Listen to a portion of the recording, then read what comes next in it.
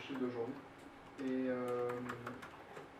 il y aura un Elasticon Tour qui aura lieu à Paris, je crois que c'est en novembre. C'est 5 novembre. Où il y aura pas mal de personnes qui viendront parler. Donc il y aura Shea Bannon, il y aura Clinton Gormley et Costin Lowe, notamment, qui viendront vous parler d'Elasticsearch. C'est un petit peu ce qu'on a fait à San Francisco Elasticon, mais bon, en version une journée. Et il y aura aussi des intervenants d'entreprises qui viendront expliquer ce qu'ils font avec Elasticsearch. Donc ce sera l'occasion aussi de poser des questions sur la roadmap, ce qu'on a en tête, ce genre de choses. N'hésitez pas, inscrivez-vous. Les fonds qu'on récolte, je ne sais plus quel est l'entrée, le tarif de l'entrée, 70 €, c'est reversé à une œuvre de charité, donc voilà, n'hésitez pas. Donc finalement, j'ai arrivé à vous montrer les slides, passer sur des liens vite, pas évident tout ça. Et je vous parlais de comment passer d'un Elasticsearch qui a des problèmes dans le cluster de stabilité à passer à un système qui est beaucoup plus stable. Bon, je vais commencer, ça ne se voit pas trop. J'ai travaillé chez MyStudio Factory. Je vous rassure, les autres slides, on n'a pas tous la même couleur, donc ça devrait aller mieux. MyStudio Factory, c'est une web agency qui s'est spécialisée surtout sur les applications mobiles. On peut voir des France, LOG, L'Oréal, Louis Vuitton. Et je travaille dans les projets qui s'appellent FactorX Project. Les projets FactorX Project, c'est, comme on a parlé précédemment, c'est un tracker. Et le tracker, il va collecter toutes les informations quand vous utilisez votre téléphone portable avec une de nos applications. Il va les récupérer, la géolocalisation, les pages que vous avez fait, combien de temps vous avez passé. On va récupérer toutes ces informations, on va les mettre en Elasticsearch et on va offrir des graphes à nos utilisateurs, à nos clients finaux, avec France et LOG. Ils vont avoir des graphes sur l'utilisation des différentes, alors des analytics, sur les utilisations de chaque application. Et on va aussi utiliser Elasticsearch pour faire du filtrage et faire du push. Vous pouvez récupérer tous les devices par exemple et dire je vais tous les devices qui se sont connectés aujourd'hui à Paris, qui se sont connectés pas très loin des Opéra. Et en plus, ils sont, je sais pas, dans un iPhone 6, et vous allez envoyer un push à tous ces utilisateurs-là. On utilise aussi Elasticsearch pour la récupération de ces devices. Je travaille chez MyStudio Factory depuis le début de l'année. Mon nom, c'est Camilo Sierra. Je suis colombien. Si jamais mon accent est un peu difficile, vous pouvez m'arrêter, je peux répéter, je vais le faire avec plaisir. J'ai commencé à travailler chez Blue Kiwi Software et c'est une Atos compagnie maintenant. J'ai commencé quand c'était juste une start-up, qu'on était 4 ou 5 devs. J'ai commencé avec Exalid. Je m'occupais de l'intégration et management d'Exalid. Le seul problème, c'est que Blue Kiwi, c'était un réseau social d'entreprise. On était là pour les utilisateurs, puisqu'on puisse publier du contenu, retrouver les gens qui travaillent dans la société avec vous, c'était sur des Facebook pour les sociétés. Et le problème avec Exalid, c'est qu'Exalid était sémantique. Les utilisateurs avaient du mal à comprendre cette partie de la sémantique. Et aussi, Exalid n'était pas de temps réel. Les gens ils publiaient un article, ils voulaient le trouver tout de suite, et on devait attendre, on avait un temps qui était donné par Exalid. Vous ne les ai pas présentés tout de suite, c'est ce que les posts ou les utilisateurs que vous venez de créer. C'est que les gens, ça vous est arrivé, j'imagine sur Facebook, vous publiez quelque chose, vous voulez tout de suite voir que votre post il est bien publié. Si vous ne les voyez pas, vous pensez qu'il y a quelque chose qui n'a pas lancé, vous allez refaire les problèmes. Donc on a fini pour en 2013, si je ne me trompe pas, commencer à faire la migration d'Exalid à Elasticsearch. Et c'est chez Blue Kiwi Software que j'ai eu la possibilité de travailler avec les supports Elasticsearch qui est pendant un an, qui était une aide énorme pour aboutir au projet. Et aussi j'ai fait le training core d'Elasticsearch, que vraiment les deux ils sont conseillés, on apprend énormément de choses. Et d'ailleurs cette presse il est aussi guidé sur tous ces partages qu'il y a eu avec Adrien, que c'est quelqu'un d'Elastic qui travaille avec, qui a travaillé beaucoup avec nous. Aujourd'hui, comme je vous ai dit, chez MyStudio Factory, je suis tout seul, j'ai plus d'équipe. Et je travaille dans la... Ça change, hein. Ça change maintenant, il faut faire les choses soi-même. Mais c'est très bien, je commençais en janvier et je m'en occupais des... Avant c'était MySQL, ils n'avaient pas beaucoup de clients, maintenant avec l'arrivée ils avaient des clients, mais il n'y avait pas une force sur le mobile évolue très très vite, les applications ils sont de plus en plus utilisées. Maintenant on s'est retrouvé avec des applis très très utilisées, c'est logique, je pense que tout le monde connaît, Louis Vuitton, bah, c'est très très utilisé par les clients en France mais dans le monde. Donc on a dû réponser ce qui était en MySQL pour faire un Elasticsearch et pour avoir des graphes qui étaient vraiment rapides, avoir des index qui étaient petits, des index qui étaient avec l'utilisateur, qui pouvaient lui donner l'information rapidement sans devoir attendre. Mais MySQL, quand je suis arrivé, on avait des graphes qui duraient 3 minutes et on est dans le monde du web, vous faites entrer, vous voulez voir votre graphe tout de suite, vous arrivez dans la page et vous n'avez pas envie d'attendre 3-4 minutes. Maintenant, avec des temps de 350 millisecondes, donc ça a changé à peu près la vie de nos utilisateurs. Et comme je vous ai dit, on fait aussi des touches campagne. Alors, qu'est-ce qu'on veut qu'on utilise Elasticsearch? Ça, c'est la question la plus importante. J'aurais voulu mettre plus de choses, mais on n'a qu'une demi-heure, donc je vais essayer d'aller le plus vite possible. La première chose, c'est que votre cluster soit stable. La stabilité du cluster, c'est la paix, c'est que votre chef il vous fout la paix, que vous soyez tranquille, c'est vous sentir un peu à la place. Parce que quand le cluster n'est pas stable, vous n'êtes pas tranquille, vous êtes derrière votre PC avec la petite larme qui tombe parce que votre cluster il peut tomber. Donc la stabilité du cluster, c'est le Saint Graal. Combien de charmes? La question à 1 million, on regarde dans plein des gens qui parlent sur les normes des charges, des techniques pour calculer les normes des charges. Je vais vous donner mon idée à moi, c'est dans l'expérience que depuis 2013 que j'ai vécu avec Elasticsearch. C'est quoi? Puisque je pense que ça va être les normes des charges. Et après on va parler de la rapidité, parce qu'on veut forcément, comment on utilise Elasticsearch, que les queries soient rapides. Et pour que les queries soient rapides, il y a deux petits points qui nous ont beaucoup aidés, c'est le cache et les field data. Les field data, je vais développer plus, vous allez mieux comprendre après. On va commencer pour mettre un exemple. Je ne vais pas vous parler ni de mon ancien boulot, ni de mon boulot actuel. On va prendre un exemple quelconque et on va se mettre comme si on venait d'être embauché dans une boîte, on arrive aujourd'hui, et on nous dit ça. Imaginons qu'on a un forum on veut complètement indexer en Elasticsearch. Qu'est-ce qu'on va voir dans le forum? On va voir les informations personnelles de chaque utilisateur. On va savoir chaque utilisateur qui est, qu'est-ce qu'il fait, dans quel service il travaille, sa description. On va voir des informations personnelles pour chacun. Après, on va voir les discussions et les commentaires. Donc, on est un forum, on a forcément des discussions et on veut rechercher à l'intérieur de ces discussions. On veut récupérer les commentaires, on sait savoir qui a commenté à qui, les discussions. Et aussi, on peut avoir les informations sur les cercles, ou les cercles comme en Google+, qui vont relier les utilisateurs, parce que forcément, les cercles vont changer. On va tous pas parler des animaux, des poneys, des lamas. Il y a des autres qui vont parler des choses beaucoup plus intéressantes, d'Elasticsearch, ou peu importe. Mais toutes ces informations-là, on va essayer de les mettre en Elasticsearch parce que, par exemple, sur les utilisateurs, on va vouloir faire la suggestion, on va vouloir trouver quelqu'un rapidement, quelqu'un que j'ai eu, quelqu'un que je connais, je veux savoir s'il est dans le forum. On va vouloir aussi chercher les gens à partir de la description. Je veux les gens qui aiment Elasticsearch. On va les chercher dans la description de l'utilisateur. La discussion et commentaires, forcément un forum, on veut savoir en quel que les gens ils trouvent, c'est ce qu'ils sont en train de chercher, l'information qu'ils cherchent. Et les links utilisateurs, c'est pareil, pour faire la suggestion, c'est quel cercle je veux rentrer. Dans quel cercle je veux rentrer ou je veux créer parce qu'il n'existe pas. On va se dire que le développeur, il est arrivé, hop, il a installé Elasticsearch, c'était très rapide. Il s'est dit, hop, ça marche très très bien. Il arrive chez l'admin 6, il a dit, écoute, Elasticsearch, tu l'installes, je commence à indexer, je commence à rechercher, ça se fait tout de suite, tout seul, c'est rapide. Notre forum en plus, il fait un tabac, tout le monde parle de tout, des animaux, de tout ce que vous voulez, et il fait tabac, tout le monde se connecte.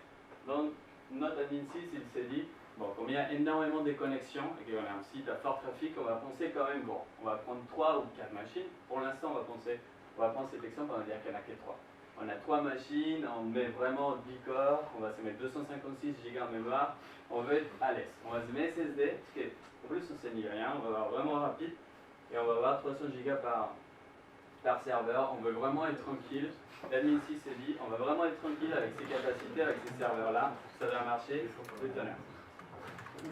Ah oui, j'ai failli vous oublier. On va commencer déjà avec la partie technique. L'après, ça va être plutôt technique. Donc, du coup, n'hésitez pas à m'arrêter. Chaque serveur Elasticsearch, pour ceux qui ne sont pas au courant, il peut avoir 3 rôles. Ça va être client, data et master. On voit bien que celui du milieu, c'est le master avec une petite étoile. Le master, il n'y en aura qu'un. Il y en a un serveur qui va être la source de vérité des 3 serveurs. Les 2 autres serveurs, les clients et les data, c'est-à-dire qu'ils vont contenir des données et qu'en plus, vous allez pouvoir faire des requests dans tous les 3 serveurs. Votre forum, il va pouvoir utiliser n'importe quel IP pour faire des recherches ou faire l'indexation. Ça, c'est très simple. Vous avez les 3 rôles et il y en a celui-là qui est le master. Ça, c'est important parce qu'on va le voir on va le voir dans le slides d'après. Votre site est très utilisé, mais on sait que les gens ils n'utilisent pas les sites d'une façon constante.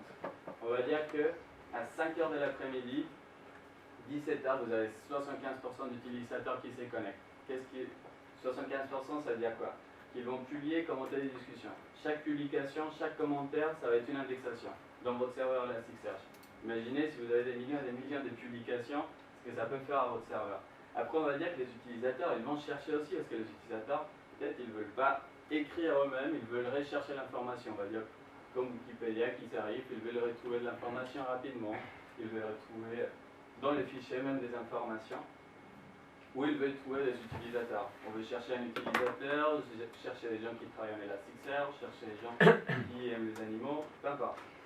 Ils peuvent créer aussi et joindre les cercles, c'est-à-dire que c'est des indexations et des recherches aussi, où ils vont rajouter des discussions favorites. Ils vont rajouter des discussions favorites, ils vont lire des discussions, et on va pouvoir tout ça faire avec de l'Elasticsearch pour remonter par exemple toutes les discussions que l'utilisateur n'a pas lues.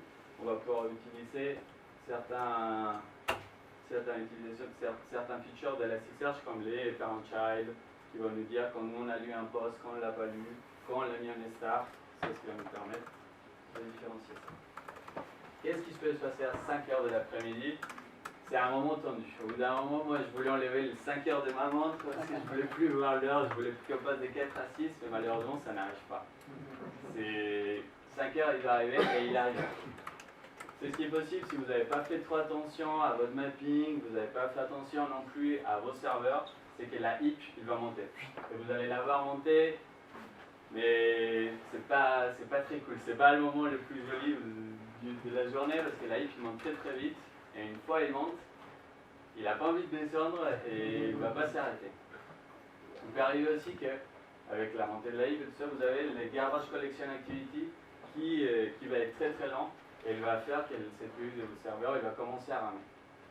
Pour éviter ça et pour changer tous ces problèmes, pour vouloir à nouveau que ça soit 5 heures, on va devoir changer l'infrastructure et les requests et on va vouloir que notre forum soit 5 heures, soit Never, il tient la charge et tous les utilisateurs puissent chercher et retrouver. Parce que bien sûr, si votre HIP elle monte ou si vous avez vraiment un garbage collector très très important, votre serveur il va être soit très lent, vous avez une possibilité, soit il va tomber. Soit il va tomber. C'est pas très bien, mais on va parler dans les prochains slides. Alors ça, j'ai appelé l'effet de mine. Quelqu'un disait dans mon travail, un négativiste. Quelqu'un de négatif, c'est quelqu'un qui était positif mais qui a de l'expérience. C'est peut-être ça. Je suis très positif dans la vie, mais on va dire on a à nouveau les 3 serveurs. Là, on a notre serveur qui était le master. Il y en a un seul et c'est notre serveur. On va dire que si vous avez un taux d'indexation et de recherche très important et qu'on n'a rien fait dans le serveur, on n'a pas regardé le mapping, comme on a vu dans la pression précédente, on a laissé Elasticsearch choisir les mappings qu'il voulait. On n'était pas très regardant, on n'a pas utilisé les dog values, on n'a pas suivi ce qu'a dit Ismaël. C'est ce qui peut arriver, c'est que la JVM ne répond plus. Et si la JVM ne répond plus et que le serveur, les serveurs qui ne répondent plus, c'est le master, vos logs ils vont s'affoler pendant quelques secondes. Les logs des autres serveurs ils vont s'affoler un tout petit peu. Ils vont essayer de chercher le master. Il est où le master? Il est où le master? Il est où le master? Quand ils se rendent compte que celui-là il est parti, parce que la JVM et la partie garbage collector ils vont le faire sortir du cluster, on va commencer à faire la lection d'un nouveau master. Mais déjà si vous pensez à 5 heures, on a un serveur en moins et c'est déjà très compliqué. Quand vous n'aurez que 2 serveurs pour tenir la charge, c'est encore plus compliqué. En plus c'est pas tout, c'est que quand vous perdez un serveur, disons que c'est celui-là qui est le master, il n'y a pas que la charge qu'ils vont devoir tenir, mais aussi il y a toute une histoire des rebalancing ou resharding. J'ai jamais trouvé le mot correct, je ne sais pas le mot qui est le plus adapté, mais cette partie des rebalancing ou resharding, ça veut dire que si on avait des shards, des réplicas ici, ben, vu qu'il n'y en a plus de réplicas, le master il va dire il faut allouer des nouveaux réplicas.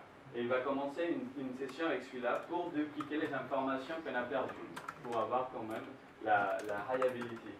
Donc c'est ce que je dis ici, même si vous avez trop de chance, c'est votre journée. Et c'est pas le master qui tombe, et c'est celui-là qui tombe.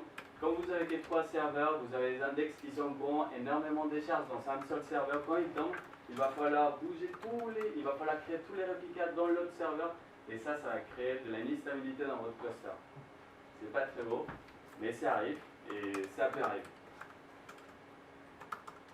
On va commencer à voir la partie sympathique. On va se dire, ok, c'est fini, ça tombe, qu'est-ce qu'on peut faire pour changer ça? Diviser pour mieux, je sais pas, pour mieux conquérir, je sais pas comment on dit en français, mais on va dire qu'on va diviser, et ça va marcher mieux. On va dire que ça, c'est les trucs importants. On va prendre notre grand serveur et on va utiliser la virtualisation pour faire des petites machines. Les petites machines, on va voir ce que ça veut dire et on va aller petit à petit. Pourquoi on va préférer des petites machines à une grande machine? Parce que les heaps, quand ils sont très importantes, ils ont l'inconvénient de prendre plus de temps pour collecter tout la heap data life qui est là. Vous avez trop de data dans la heap. Collecter toutes ces informations-là et faire le garde par collecteur, ça peut causer énormément d'instabilité. Dans la virtualisation, pourquoi c'est intéressant de faire ça? Et ce qu'on dit, c'est ne dépassez jamais les 32 Go. On l'a vu énormément de fois, tout le monde l'a dit. Si vous dépassez les 32 Go, le seul problème, c'est que il y a les compressed pointers, c'est-à-dire qu'il va prendre la heap, il va prendre plus d'espace. Si vous avez moins de 32, on va recommencer. Si vous avez moins de 32, votre heap il va avoir une taille minimale. Si vous dépassez les 32, la même heap il va être beaucoup plus grosse. Parce que les compress pointers, c'est ce qu'ils font, c'est qu'ils vont écrire dans 32 bits les références sur les objets stockés en data. Et si vous dépassez les 32, il va prendre 64 bits. C'est-à-dire les mêmes objets, ils peuvent être stockés en 32 ou en 64. Si vous dépassez les 32, la heap elle va être beaucoup plus importante et ça va monter beaucoup plus rapidement. Donc on va diviser nos serveurs, de façon à que chacun il ait au maximum 32 Go en heap. 32 Go en heap, mais plus en RAM, mais on verra après. Le deuxième point qui est important quand on fait de la virtualisation, c'est si on a un shard, on a un serveur physique, et qu'ici on a le shard, et ici on a la réplica, si notre serveur physique il tombe, forcément on va avoir les shards et la réplica qui vont tomber, et notre cluster il va devenir en route, il va nitrer. Il va être dans une mauvaise phase parce qu'on a perdu toutes les informations, vos utilisateurs ne vont pas être contents parce qu'ils ne vont pas trouver ce qu'ils cherchent, et toute cette partie des shards et réplicas, il n'aurait à rien servi parce qu'on a fait dans le même serveur shards et réplicas.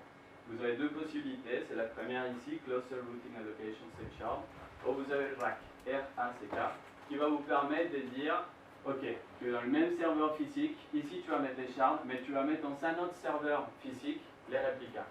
Ça, c'est indispensable parce que par exemple, on a eu une fois où le disque d'internet, le serveur il a tombé, on avait la machine physique complètement par terre, c'était même pas 5 heures, c'était genre, je sais pas, 10 heures du matin, on était tranquille à pause café, et heureusement on avait pensé à ça, parce que même ici, les réplicas étaient dans les deux autres machines, il n'y avait pas trop de charge, donc les utilisateurs se sont rendus compte de rien en attendant qu'ils ont remonté le serveur. C'est vraiment très important, et dans la virtualisation c'est génial, mais pensez bien à ne pas avoir les shards et les réplicas dans le même serveur. Comment on va organiser tous ces nodes-là? Parce que là, je vous dis, genre, il faut diviser votre grand serveur physique dans des petits serveurs. Mais on va avoir énormément de serveurs, alors comment on va partager? On a 3 rôles, qu'on les a vus précédemment, et on va voir à peu près, on va voir plus en détail à quoi ça sert. Master node, comme je vous ai dit, le master node, il n'y en a qu'un seul. Et c'est lui qui va être la source de vérité de votre cluster. C'est lui qui va savoir où on va assigner les nouveaux shards. S'il y a un node qui arrive ou une node qui part, où on va réassigner, qu'est-ce qu'on va réassigner. Vous avez les clients. Les clients, dans l'image, ça va être un peu plus simple. Et c'est dommage qu'ils soient moins utilisés, mais c'est vraiment très très intéressant les clients. Les clients, ça va être des serveurs Elasticsearch qui n'auront aucun. Le seul problème, c'est que les clients, ils font la partie de réduction, je vous ai dit. Ils vont récupérer des datas et ils vont regrouper cette information. Quand on fait des agrégations, des scripts ou sorting qui sont vraiment lourds, surtout les agrégations, j'ai eu surtout des problèmes avec les agrégations, parfois le client, il peut avoir du mal. Moi, je l'ai vu surtout avant d'avoir les circuits breakers, qui étaient arrivés dans la je pense. Ouais. Avant de ça, vraiment, il a essayé de récupérer toute l'info, il essayait de la ramener et paf, il tombait parce qu'il y avait trop d'infos. Maintenant, au moins, il y a des garde-fous qui vous disent « Ah, tu essaies de prendre trop d'informations, ça ne marche pas. » Mais quand même, n'essayez pas parce que les masters, il faut qu'ils restent tranquilles. Les activités, ce qui fait le master, c'est très léger. Ils font ni des recherches, ni des indexations, c'est des choses très très légères, mais il faut qu'ils répondent rapidement. Si votre master ne répond rapidement, vous en avez un seul, ça peut mettre en péril tout le cluster. Si votre master répond rapidement, ça peut être un client, ça peut être un data qui tombe, c'est pas très grave. Le master il va dire ok, il y a un nouveau serveur data, on va bouger les data dans ce serveur-là. Ou si c'est un client, il y a le rebalancing, Nginx ou autre, qui est en place, qui va prendre en charge les requests ou les indexations qui sont perdues. Bon, c'est un dessin qui montre à peu près comment ça va être tout ça distribué. On a les petites flèches, mais vous ne les voyez pas trop, et en plus il va y avoir plus de flèches parce que tout le cluster il communique entre eux. Alors on va dire qu'il y a les petits nuages, c'est nos utilisateurs. C'est-à-dire que là, c'est tous les utilisateurs qui font des recherches et l'indexation. C'est bidirectionnel, c'est-à-dire qu'on va avoir autant de recherches, ou on peut avoir autant de recherches que des indexations. Ça, c'est tous les serveurs clients. Comme je vous ai dit, eux, ils n'ont pas du tout des data. On a les deux masters ici, on a le master qui est lu, et on a les deux autres masters. On va voir après, parce que j'ai vu pas mal de questions, et même je vais poser la question, alors ces masters, ils font quoi? Si il n'y en a qu'un seul qui est lu, et Elasticsearch, il vous dit, mettez 3 pour sécurité. Qu'est-ce qu'ils font? On va le voir après, mais c'est ce qui est important aussi, que imaginez, si jamais ce master il tombe, il faut qu'Elasticsearch puisse voir deux autres masters pour lire un nouveau master. Pourquoi ça? Parce que si jamais on n'a que deux serveurs, imaginez le temps, il revient, les deux masters vont penser que eux sont les masters. Donc, du coup, il va créer les split brain. Et les split brain, ça veut dire qu'il y a deux masters qui vont penser que eux, ils vont faire comme si c'était deux clusters en sachant qu'il n'y en a qu'un seul. Et vous allez dans un status red parce qu'il y a des informations qui vont être perdues. Et sortir de là, c'est un tout cluster. En tout cas, c'est ce qu'on a dû faire, c'est un tout cluster. Remontez tout. Petit à petit, vous démarrez votre master, vous démarrez le deuxième, et vous démarrez le troisième, et après vous allez avoir tout votre cluster qui revient. Mais c'est une étape qui est très difficile, il faut avoir ces trois masters. Moi, j'ai conseillé de jamais mettre des indexations, des recherches, les laisser tranquilles, en tout cas laisser tranquille celui-là. Ça marche très bien, et les clients, ils vont faire leur part. On a après le Logstash avec Kafka. Moi, je suis grand fan de Logstash et de Kafka, ça marche très très bien, c'est très rapide, tout marche très très bien. Et en plus, quelque chose qui peut-être n'est pas fait pour, mais qu'on a pu l'utiliser, c'est qu'on a eu des activités supérieures à la normale. Ça veut dire qu'il y a eu un robot, il y a quelque chose qui a déclenché. Nous, on avait un tracker ici de ces côtés-là. Il y avait un robot qui avait déclenché énormément d'activités, énormément d'indexations. Et on voyait énormément d'indexations dans Logstash, plus que le normal. C'était des informations qu'on ne voulait pas. Nous, on voulait traquer les utilisateurs et on s'est trouvé avec un robot qui voulait vraiment, qui aurait pu même mettre en danger la plateforme. Rapidement, ce qu'on peut faire, c'est qu'on a pu faire grâce à cette architecture, c'est qu'on a pu arrêter tout simplement ces deux clients. Ces deux autres clients, bon, on en a plus de clients, mais bon, on va dire que ces deux clients, ils vont continuer à faire la recherche et l'indexation. Vos utilisateurs se rendent compte de rien et vous allez avoir le temps tranquillement de regarder c'est quoi l'activité qui arrive dans votre Kafka et dans le Logstash. Diviser, c'est pas si mal que ça. Moi, on avait prévu 2 Nginx ici et ça vous permet vraiment de, si jamais vous avez un problème avec l'un ou avec l'autre, définir les priorités. Est-ce que je préfère que mes utilisateurs ils sait la recherche et les indexations ou est-ce que pour moi c'est principal Logstash et Kafka? C'est pas une situation idéale, certes, mais si vous devez choisir entre un des deux, vous allez pouvoir les faire avec les clients, chose que vous ne pouvez pas faire précédemment. Vous avez 3 serveurs, c'était client DataMaster, vous ne pouvez pas dire je ne vais pas prendre ce qui ramène Logstash, sauf si vous coupez le serveur bien sûr. Alors il y a sur les data, bah, vous avez les data. Les data, ça peut être énormément. Vous pouvez y aller, les data, il n'y a pas trop de limites. La limite, c'est. En Elasticsearch, on dit souvent qu'il n'y a pas de limite, comme avec les shards ou plein d'histoires. Mais il faut quand même vérifier les nombres des data que vous allez créer, 32, 36, peu importe. Et c'est ce qui est important, c'est de pouvoir utiliser en tant que dev au moins la plateforme pour tester et pouvoir voir les capacités, pouvoir voir combien d'index, combien de shards vous allez devoir créer pour que votre data ne vienne pas s'émettre entre la rapidité de vos queries. Si vous avez énormément de data et vous avez des shards un peu partout, vous avez 1000 shards, c'est un peu plus difficile. Il faut vraiment utiliser JMeter ou des autres logiciels pour tester la bonne configuration. Il n'y en a pas une configuration parfaite dans le nombre des data, le nombre des clients. C'est vraiment quand vous commencez à utiliser votre cluster que vous pouvez savoir plus ou moins comment ça peut marcher. Alors, quelques tips qui sont importants pour les graphes qu'on vient de voir, c'est comme je vous ai dit, il faut cesser les nombres de masters éligibles minimum à 2. Ça va permettre que s'il y en a un master qui tombe, la plateforme va continuer à marcher sans aucun problème. Il faut laisser la moitié de la mémoire pour le file system cache. Grosse erreur que j'en ai fait et que j'espère que je ne suis pas le seul, c'est que parfois on s'est dit ok, je prends mon serveur Elasticsearch, je l'installe et je veux que la heap il prend tout. Et je donne tout de mon serveur. Je lui dis vas-y, j'en ai 256, prends 256, prends tout. Fais-toi plaisir et c'est pas bien. En réalité, on Elasticsearch déjà, comme je vous ai dit, il faut laisser 32 maximum. Et si on laisse 32, on va essayer de laisser la même quantité à la non-heap, à la mémoire pour les serveurs. Cette mémoire, elle va être utilisée. Parce que j'ai vu des gens qui disaient ouais, mais cette mémoire, elle est vraiment utilisée. Est-ce qu'elle sert à quelque chose? Elle sert vraiment à quelque chose, c'est le file system cache et ça va vous permettre d'avoir des accès en disque plus rapidement. Vous n'avez pas ça, vous allez avoir quand même votre Elasticsearch qui va être dans des conditions pas idéales. Alors, il faut mettre la heap size, bon je l'ai mis en tout cas à 1 giga pour que les garbage collectors dans les masters, ils ne souffrent pas. Que ce serveur-là, il ne souffre pas des garbage collection, j'ai mis à 1 giga. 1 giga, il ne fait ni l'indexation ni la recherche, ça marche très bien. Il est vraiment dans un état idéal quand on met 1 seul giga. Et le dernier point, et c'est la question que je me posais, et que je pense qu'il y a pas mal de gens qui se posent, c'est qu'est-ce qu'ils font les deux autres serveurs master. Alors si l'HTTP module il est activé, les masters ils vont aider les clients à faire la partie des Redbus. Ils vont récupérer des informations des data et ils vont l'envoyer directement au client. Après, le HTTP il doit être activé. Aussi, les clients sont intéressants pour laisser l'HTTP activé et désactiver ici. Comme ça, vos data ils sont protégés. Ça, c'est très intéressant. Et ici, sur les masters,